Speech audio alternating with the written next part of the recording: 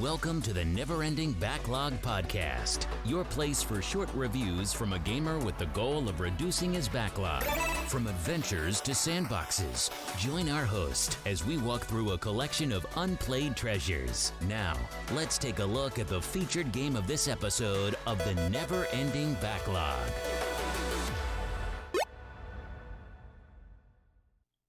Hello, listeners, and welcome to the next episode of the Never Ending Backlog podcast. I am your host, Zach, and today we'll be reviewing the classic first-person shooter, Quake. Who would have thought I would be reviewing Quake in 2020, 24 years after its released?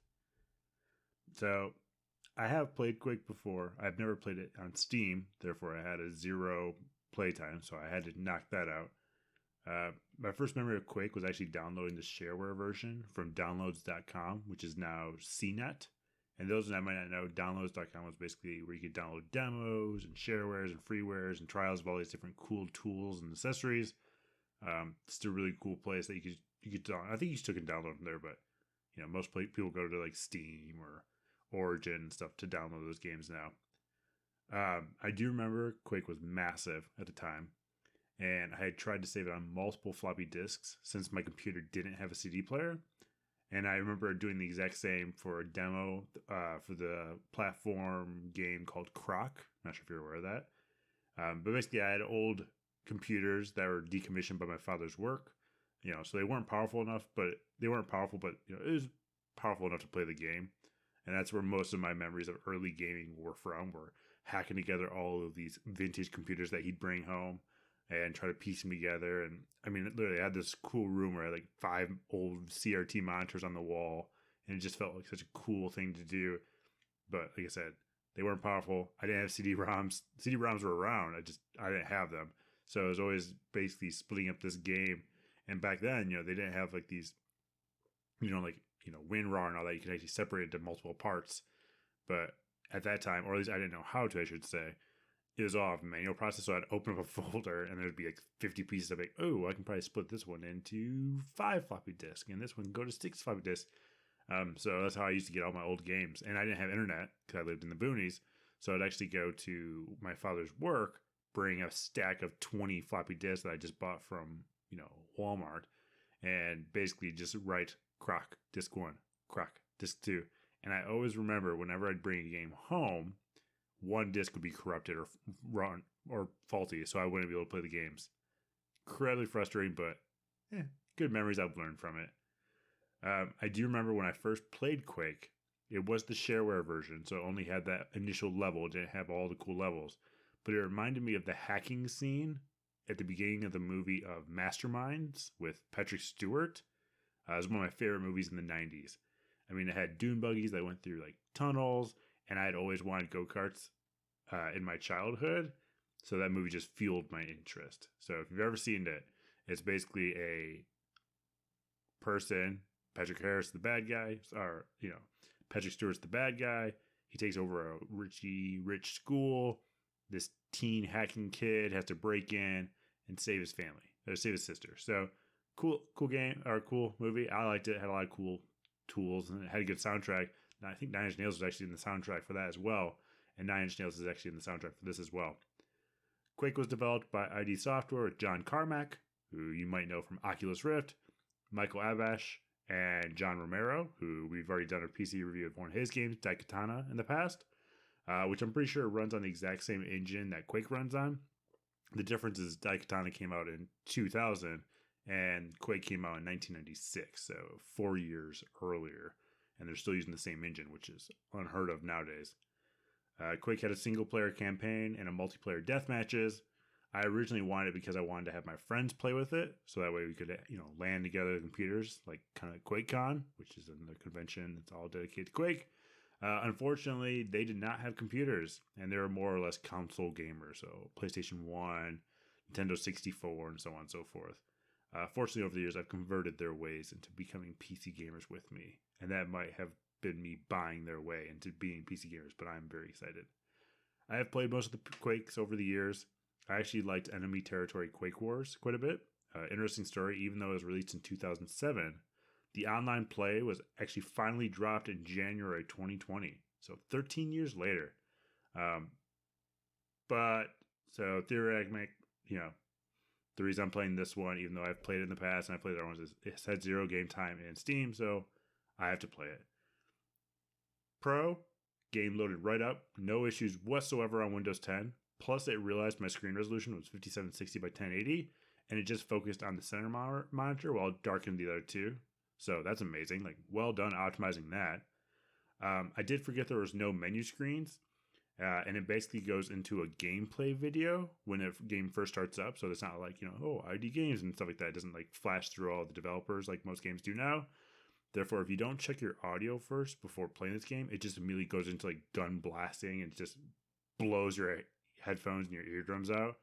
It was pretty frustrating, I'd say, and totally caught me off guard, but it made me laugh. It was pretty funny. I'm really enjoying not having to aim up, at least. I think this would be a really good first-person shooter for friends that are looking more of a 3D shooter, so more so than Doom, because Doom also doesn't require to aim up, but not like the dual-stick controlled madness of like Call of Duty or Halo, or those that require to use a mouse and a keyboard, which can sometimes be complicated for people that aren't used to first-person shooters. So, if you're trying to loop maybe your wife in, or significant other, or your husband, anybody into that type of first-person shooter game, you don't know where you're going to start with this. I think it actually works pretty well. It holds up really well. The controls work really nicely. Like I said, you don't have to aim up or down, so you basically just have to make sure that your gun is pointing in their direction. There are some times where you obviously don't shoot up, but for the most part, it works pretty well. I do remember when I jumped into this, that when you initially start you in this room, and there's basically 3 levels you can go. And so like the first one is just a hallway. That's easy. Go down the center. And it has like some shooting things. That's medium. And then hard is like a fire lava pit you have to jump over.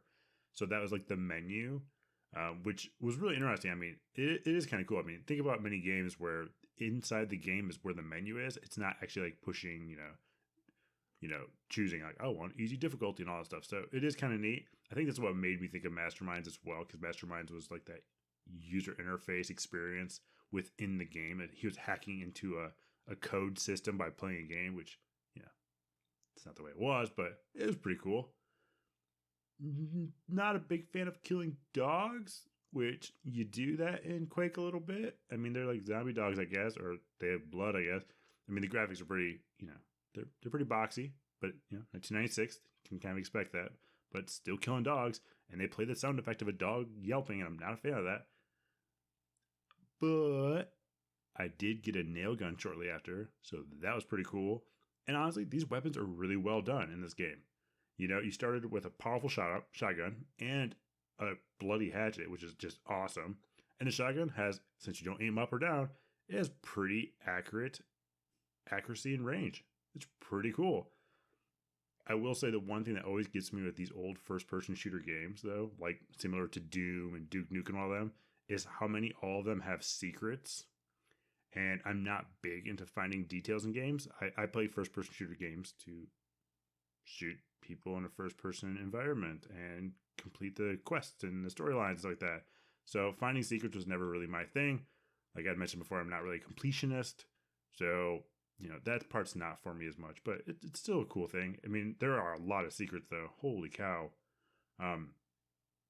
Interesting story. When I kind of got into Quake again, like when I started playing again, I remember I read an article not too long ago, and they actually made a Quake arcade tournament machine prototype. So this is an arcade machine. So think the big giant 300 to 400 pound arcade machines. And honestly, I want it so bad. I found there's a store actually that sells one right now. It's like one of 20 made total, and it's like $5,000 in Texas. So I want to drive down to Texas and buy it. It's interesting, though, because if you think about what it actually would take to make an arcade with this, there's no aiming up or down. So you could use a trackball, because that's what classic mice would use. I used to use trackballs on some of my computers today. So a single trackball like they have in the bowling arcade machines. A couple buttons, switch weapons, yep. Shooting, yep, and jump. So you really need 4 buttons. I mean, my Street Fighter arcade machine has more buttons than joysticks right now. So it makes sense that it actually probably would have been an okay first-person shooter. It would have been cool to see if it actually would have taken off, especially with games like, Doom and stuff like that. So I'd love to get my hands on it, or at least build one, actually, because I know the ROM for the arcade is actually made public. so people could, like myself, could build their own.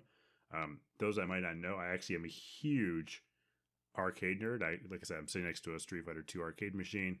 I've had games like Time Crisis 3, which was a dual shooter arcade rail shooter. It was massive. It was about 1,500 pounds. It came in it had two 29-inch monitors, all metal frame, bases, everything like that. It was massive. I remember my wife and my father and I traveled up north in a snowstorm to get it, but we got it, and we had a small 2-bedroom apartment. And it took up the entire guest room, but it was pretty cool while it lasted. I've also had Captain America and the Avengers. What else have I had? Primal Rage. Actually, I had Primal Rage that was actually owned by the world record holder for it, and it actually had his score in it, which was pretty neat. Or it had one of his high scores. It wasn't the one that was actually counted. I had Gorf, but it was converted to a MAME arcade machine, which was pretty neat. Gorf, you might not know this, was actually the developer of it. Was actually his name backwards. His last name was Frog, so they just said, well, let's just spin it backwards. So thought that was pretty cool. It's kind of a cool piece of game history. Plus, it has a very similar arcade cabinet to Tron, which is my favorite. It's what got me into arcades. Trying to think what else I've had. I've had some game kiosks. So PlayStation 2 game kiosk, GameCube kiosk. It was a broken GameCube kiosk, so I'm trying to find another GameCube kiosk. And then the last one I had a Neo Geo 4-slot arcade machine. Didn't work, but I parted it out basically. So cool stuff. But getting back, anyway, I would love to get the Quake arcade tournament machine. I think that'd be really cool in my office. It's a piece of history, which I think is neat too. When playing Quake on the PC, I did like the fact that it had the option to adjust CD music volume in the settings. Because I remember in the past, a lot of games would allow you to do that. They didn't have their own soundtracks. They had, the sound effects of like gunshots and screaming, but they didn't actually have audio. So you listen to your own music CDs at the time instead. So I remember listening to like classics like System of a Down and stuff like that at that time. I was actually listening to Lindemann this time, which is from Rammstein. Good time though. Neat fact though, when the credits pop up when you exit the game, it actually shows, and I forgot this, Trent Reznor of Nine Inch Nails with Nine Inch Nails created the sound effects for Quake. So what's more rock metal than that? Pretty cool. I did remember though, because when you play shareware games like Jazz Jackrabbit, Commander Keen, all those ones, when you exit games, you have to read what button to push. It's not just pushing escape. So in the case of Quake, you push the escape button to pull up the menu overlay. You then select choose exit game and you push enter. And then it shows like the credits, and in the bottom it says push Y if you want to quit. So it's a really cool way to see like all the people that contributed to the game. It's a neat way of doing it. But you have to read basically. Overall for gameplay, the controls are well done. It's smooth. It's really quite enjoyable. The graphics hold up well, and overall I enjoyed it quite a bit. I highly recommend checking this out if you enjoy first-person shooter games and for some reason you have never played this game. I would also, recommend it if you're more like me and haven't played it since the late 90s, early 2000s. Current best price, according to Is There Any Deal, it's $2.50. And the best price Quake has always been is $1.06. You used to be actually play a Flash-based version of Quake online, but it was based on the shareware version, which was free and included the first level. So it's pretty cool. You could find that when Flash was widely used and accepted. I'm sure there are still some out there. I'm sure there's some free versions of Quake still out there. The shareware you can probably find. One thing I was actually thinking about from this podcast, and I was talking to a friend of mine, is that I have a lot of shareware discs and a lot of shareware files and a lot of abandonware as well. And I'll mention some other abandonware and prototypes that I have. It'd be really cool. And I'm thinking about putting it on the website as like a shareware thing where I just basically give out all these shareware files for free. Obviously I won't give out full games. I'm not going to do any like copyright infringement. And if any developers ask me to take it down, I will take it down. But I think it'd be cool to, have like this archive of classic games. I know there's a ton of them out there. I would just like to share some of the ones that I have because some of them are not popular games, but they're still pretty cool. And like I said, I have a whole disc of these sharewares that you buy these shareware discs that came out in the 90s. And I have floppy disks of shareware games as well. And it'd be cool to just create this archive of just vintage games to go along with this podcast. And maybe we'll review a couple of them or chat about them. But overall, Quake was a good time. It was definitely a blast in the past. I enjoyed it. The graphics were really, they hold up pretty well. The sound effects are really nice. The controls are really nice. Overall, I highly recommend it. If you enjoy a first-person shooter game, download it. Multiplayer, you can actually do LANs and TCP/IP, stuff like that. Maybe one day I'll do a LAN again. So, but other than that, overall, a pretty good time. So, thank you for joining us on this episode of Never Ending Backlog Podcast. We reviewed Quake today, and I'll talk to you soon.